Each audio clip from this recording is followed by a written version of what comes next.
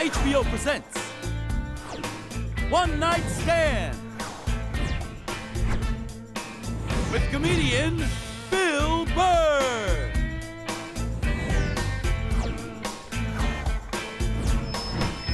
Ladies and gentlemen, Bill Burr.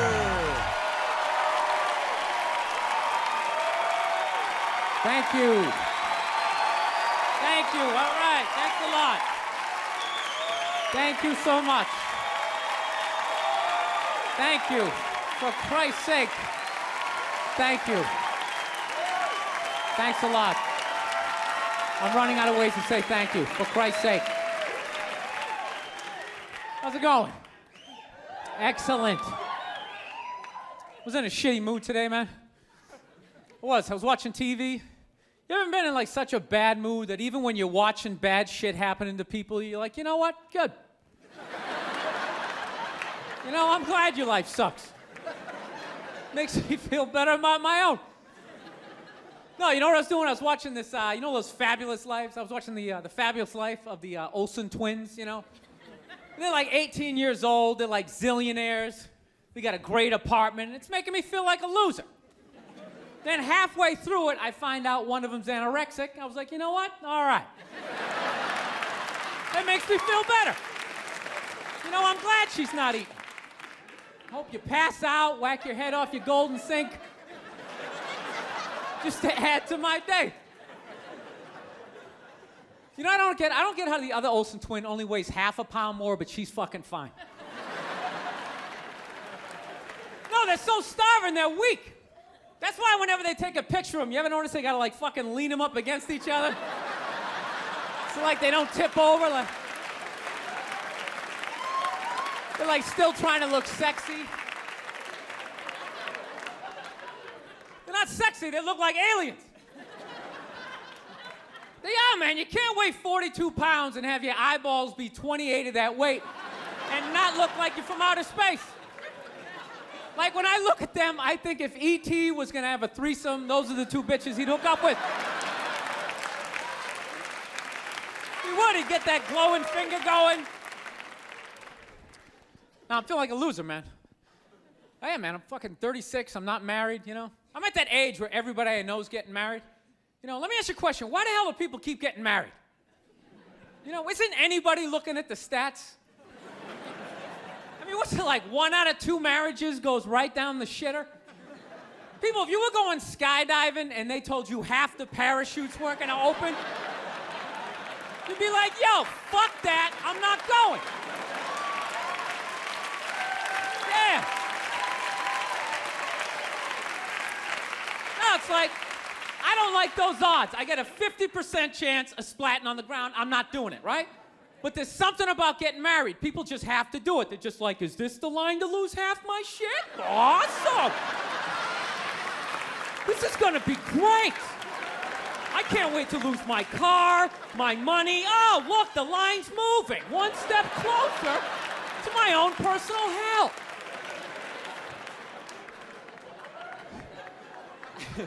No, I don't think I could ever get married, man. Married dudes freak me out. Anytime you ask a married guy, what's it like being married, they always tell you it's good, but they always have a look on their face like they have like an appendicitis. You ever notice that?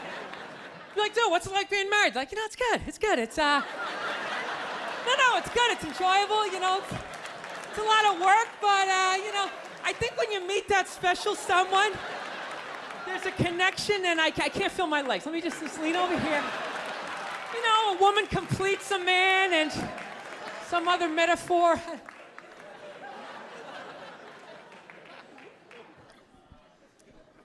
No, you know what freaks me out too, really? When you go into a man's house, there's nothing in there, a married guy's house. When you walk in there, there's nothing in there that even suggests a man even lives there.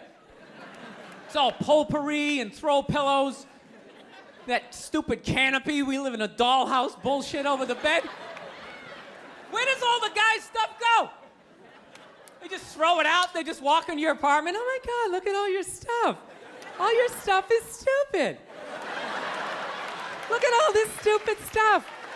Wow, guys buy really stupid stuff. Hey, you want to go to the candle store? Let's go to the candle store. Wouldn't that be awesome? I've been dragged into that nightmare for like an hour and a half. 90 minutes just sitting there. This smells like a pumpkin. Doesn't that smell like a pumpkin? This looks like a Christmas tree. Wouldn't that be great? Smell like Christmas in the apartment? Middle of summer, just fuck with your whole reality?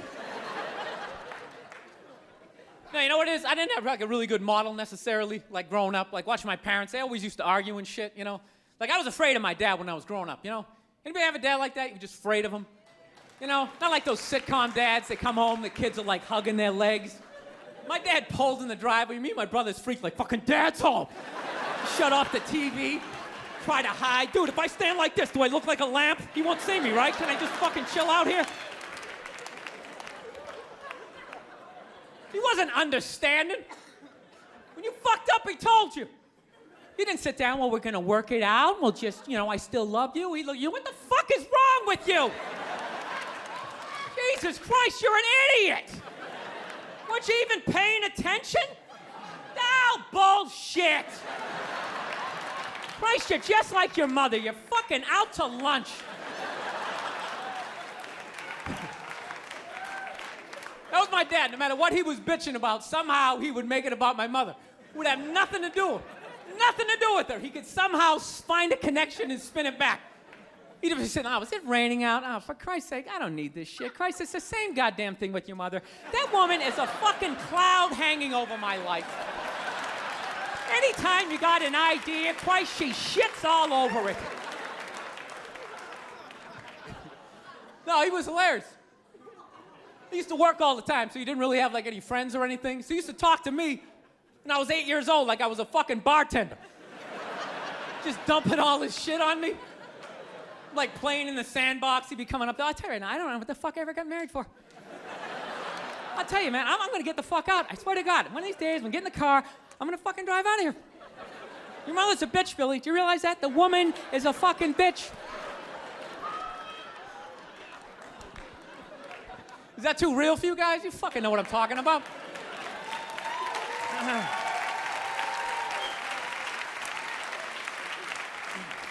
I will get married, I was making that. I'll definitely get married someday, I love women and everything. I'm just finding I'm not, like, compatible with them. You know what I mean? You ever just feel that? Like, women have, like, too much energy for me. You know what I mean? Like, you can't have a day off when you have a girlfriend. You ever notice that? It's almost like they see that open day. They're like, oh, my God, let's go fill it up with shit. No, then they just come at you with one horrible idea after another.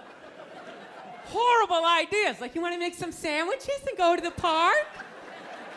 You want to go to the Container Store, get some containers for your T-shirts?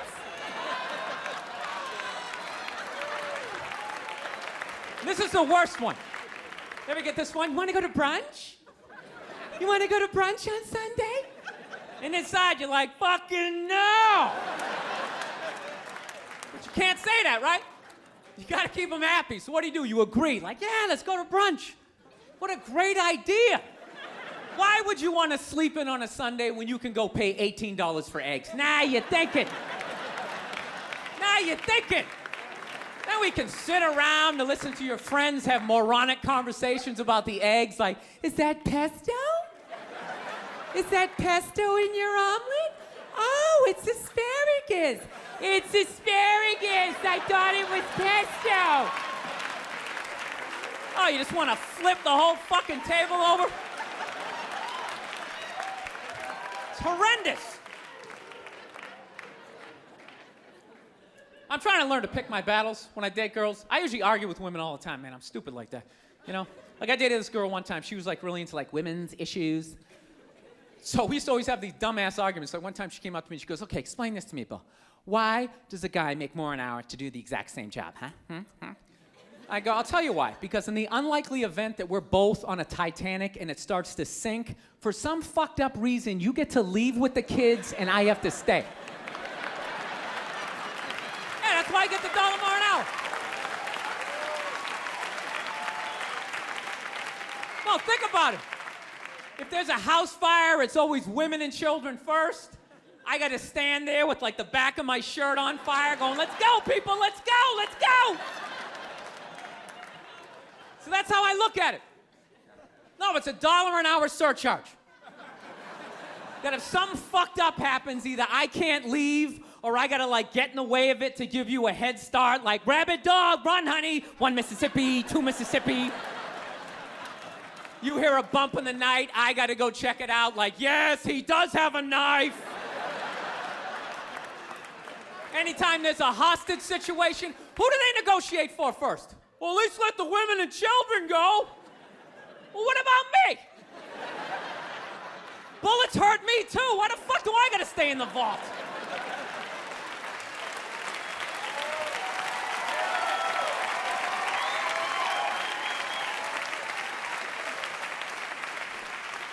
No, that's my point, man.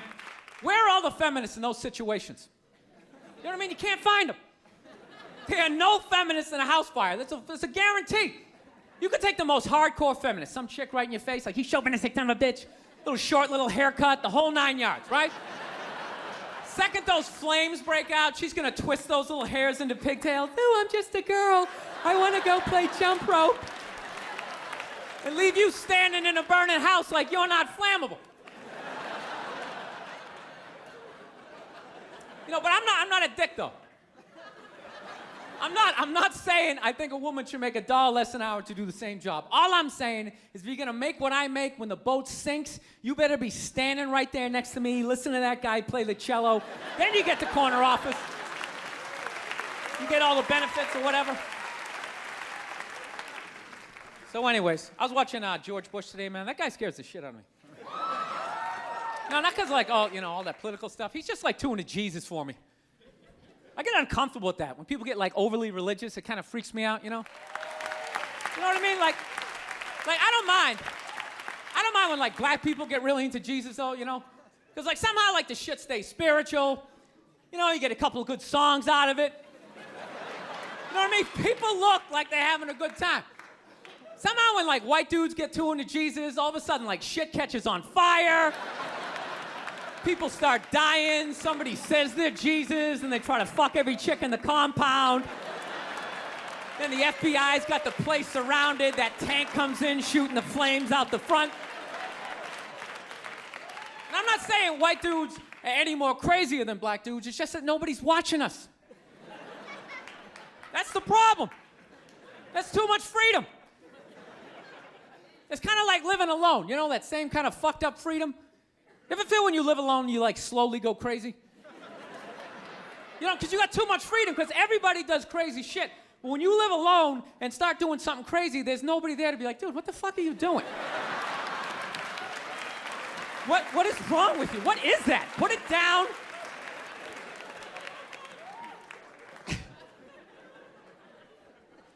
My girl's actually, she's really like religious. She goes to church every week, and I never go, and it freaks her out. She's like, why don't you go to church? You don't believe in God and heaven and hell and all that stuff? Why don't you go? And it's not because I don't believe in a higher power. I definitely do. My thing is when I go to church, I can't get past the fact that I'm just listening to some fucking guy. You ever think of that shit when you go in there? That's just some dude. And people are like, no, that's a special guy. No, it isn't. It isn't. He didn't like levitate down from the ceiling like, oh, this white light around him. Why would you listen to another human being tell you where you're gonna go when you die? It's just like, dude, have you ever been dead? No, great. So wouldn't it be safe to assume that you wouldn't have the slightest fucking idea what you're talking about? Yeah, you're making it up. You're making the shit up. You're not fooling me with the robes and the candles, speaking in old English. He said it under you is. Shut the fuck up. You don't talk like that. You're just some guy. Your name's Jerry. You played soccer. You got your ass kicked in gym class, and now you're doing this. Acting like you're special. I can't do it. I can't get past that fact. I'm sitting in church. This guy's name's fucking Cliff. He's fucking boring, and just break the guy down, and then I can't listen. It's like, you go in there, you listen to another human being tell you what to eat and when to eat it. Don't eat meat this Friday. If you eat meat this Friday, you are going to hell. It's like, dude, I'm going to a cookout on Friday. If you eat that fucking cheeseburger, buddy, that is it for you. is this guy? Dude, I'll eat a cheeseburger whenever I want to, and I'll jerk off. It's my dick. Why am I listening to this guy? I'll fucking jerk off while I eat a cheeseburger. What do you think about that? I'm not hurting anybody. Why would God care? I'm not hurting anybody. Think about it. You eat a cheeseburger, that's protein. That's good for your muscles, right? And I don't know about you guys, but after I rub one out, I'm more relaxed. I'm less likely to lash out at my fellow man. I'm in a great space mentally. I don't have any road rage. I talk to telemarketers. I'm buying the shit.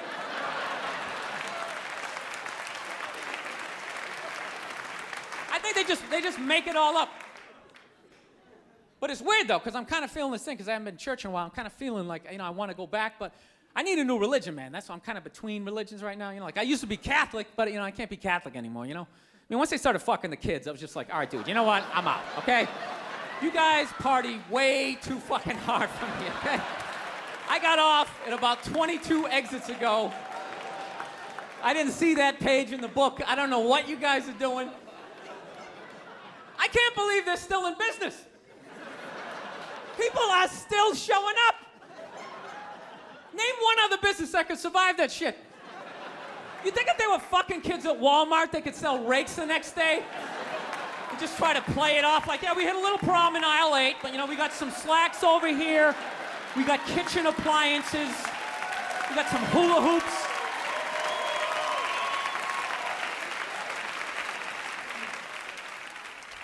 You guys saw the Pope died? You saw that, right? Yeah. Everyone's flipping out, man. I thought that was a good thing. I was like happy for him, man. He was in horrible health. You know what I mean? Everybody just wanted the guy to keep hanging on. It's ridiculous. They're like wheeling him from room to room, and people are still flipping. Oh, God, I think he's gonna die. I think he's gonna die. It's like, well, I think he's gonna go to heaven. I mean, it's gotta be better than that shit. I bet the last 2 months of his life, he was just sitting in that chair going, God, I wish the world would stop praying for me. Just fucking let me go. Good Lord. I skied till I was 78. I had a great life. Move on. So they got a new pope now. They picked another old white dude, And they were actually in the running was this black dude from Nigeria, right? They were actually considering making him the pope. And I was kind of hoping he was going to win, Not because I give a fuck either way. I just wanted to see all the black comics doing bits like the next day, like, oh, white people scared now? White people is scared now? Yeah, the Pope is black and shit. It's gonna be a whole different story. He's gonna come in with the hat to the side. Music's gonna be pumping. White people in the front row, gee, I don't know what the fuck's going on. Because when black people go to church, could you just feel it? That was like a half-hour material went out the fucking window the second they picked another white dude. It was endless. Pope Mobile's gonna be pimped out, and you better not be shooting at this Pope. A black Pope will be shooting back at your ass. Because when white people get shot, etc., etc.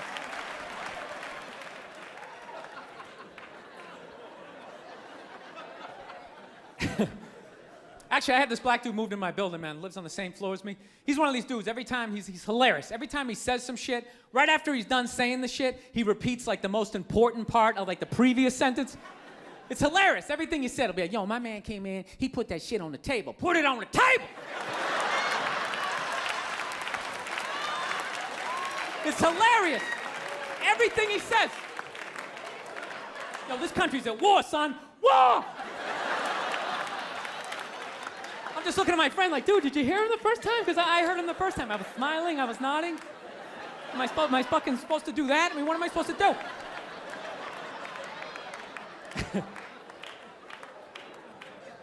Actually, I got a couple of friends of African persuasion. And I got to get rid of them, man. I got to admit to you. I'm finding I'm spending too much money on clothes hanging out with them. Because I got to, like, fucking try to keep up with their wardrobe. It's like every time they go out, they got all brand new shit on. All brand new shit. So when I show up with my white version of brand new, which is, I ironed the shit, right? I ironed it, right? It's new. They just start trashing me. I can't keep up with them, man. They got like fucking 58 pairs of sneakers. Ever notice that shit? Like every color fucking Timberland? And I don't give a shit what fucked up color their shirt is. They got a pair of shoes to match it and a hat. It's like a rule or something. They're the worst. Even when you wear some new shit, there's like some sort of rule that you gotta like space out the amount of time within which like that you wear it. Because God forbid you wear the same shirt within a 10-day period, one of them's gonna notice. All of a sudden just look at you funny like, this motherfucker's got the same shit he had on last Tuesday. And then the whole car's like, oh shit! Then everybody just starts making fun of your fucking clothes. First they do the math, like, what was that, 5 days ago? 5 days? This motherfucker got 5 shirts. He got 5 shirts. And they start breaking it down. Yo, his first shirt be saying Monday, next shirt be saying Tuesday. Yo, on the weekend, he ain't be wearing no shirt.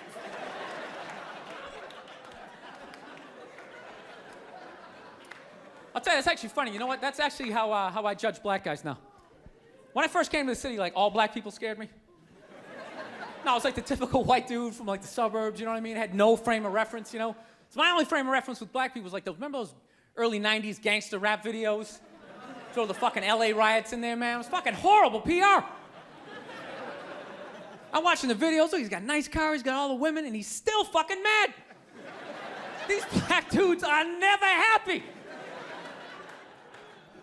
But after 10 years of living in the city, this is how I narrow it down. Whether a black dude scares me or not. Black dudes with dirty sneakers scare the fucking shit out of me.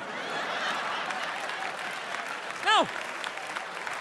I figured out in my head, because I know from hanging out with them, that's the last shit that they're gonna let go, the immediate shit that they have on. So I think, you know, if his sneakers are fucked up, that means his life is fucked up. Every time he leaves his building, the whole neighborhood, oh, shit! Everyone starts making fun of him. He's on the train in a bad mood. I kind of have this howdy-doody, kind of mug me kind of face. I'm not saying something's gonna happen, I'm just saying, I'm paying attention. So I've been seeing this girl recently, this black girl, right? She lives up in Harlem, you know, gone out like 3-4 times, you know. First time we hung out in like the Village area in New York, you know, which is sort of like a racially mixed area. So shit was cool, you know what I mean? Second time we hung out was more like Midtown, you know. Then the third time, she called me at like 3:30 in the morning, and she wanted me to come up to her apartment, right? So it's 3:30 in the morning, she lives in Harlem, I look how I look, so it's a fucking situation. Yeah, because you know the deal, right? Basically, a white dude feels comfortable up to about like 98th, 99th Street, you know what I'm saying? The second the streets start getting into like triple digits, like 100, 101st Street, start getting like a little asthma, I'm like, ah, fuck, I'm starting to get a little high up here. You feel that little tightness in your chest? Can you feel that? 106th Street, you're like leaning on shit like, dude, where'd all the cabs go? How come there's no taxis up here? Dude, what's a bodega? I don't know what that is. Let's get the fuck out of here. So I'm praying to God she's gonna tell me to take the subway, get off at like 105th Street, 103rd, you know, which is like the first stop in Harlem where I can still look over my shoulder and see like all the white people like disappearing over the horizon, you know? But she goes, no, man, you want to get on the Uptown 2-3 train, you want to get off at 125th Street. I'm like, God, fuck, 125th Street. Jesus Christ, that's like right in the middle of everything. I'm gonna be surrounded on all 4 sides. I can't fucking do this. So, at this point, I'm really trying to hide like the bitchy tone that's starting to creep into my voice, you know? And I'm trying to ask for really specific directions for when I get up there, because I want to know exactly where I'm going. So she starts naming the streets I have to go down, and every other street up there is named after like a black leader, you know? She's like, make a left on Adam Clayton, take a right on Frederick Douglass. I'm like, ah, fuck Adam Clayton. Yo, dude, go on the internet, look up Adam Clayton. Did he kill a bunch of white people during the slave revolt? Dude, I ain't going up there till I know what Adam Clayton did. Fuck this shit. So at this point, I'm really having a battle with myself. Because I'm thinking I can't do this, right? I'm like, I can't do this, but my dick's going, no, come on, man, we can do this, all right? Just relax. Pull yourself together and get on the goddamn train, right? So as always, I listen to my dick. Oh yeah, I get on the train. By the time I get up there, it's like 5 or 4 in the morning, right? I'm staying on like Malcolm X and like Danny Glover or some shit, right? I don't even know where the hell I'm at. But I see the street I want to go up. I want to go up St. Nick. I can literally see her apartment building, but there's like 5 or 6 black dudes standing right on the corner, right where I want to walk by. So I'm like, fuck! Felt like I was on like some reality show at that point, like some sort of like white guy survivor. It was ridiculous. So I'm thinking, I gotta walk right by these guys, right? You know what's funny? I think that they were actually more surprised to see me than I was scared, you know? And I was really, really scared, you know, but I'm also really, really white, you know? Like shockingly Caucasian. You know what I mean? Like if you're not ready for me, I can like surprise you. No, especially if you live up there. You've probably seen a white person for hours, possibly days. So when I show up, it's almost like magical, like a leprechaun came out of nowhere, you know?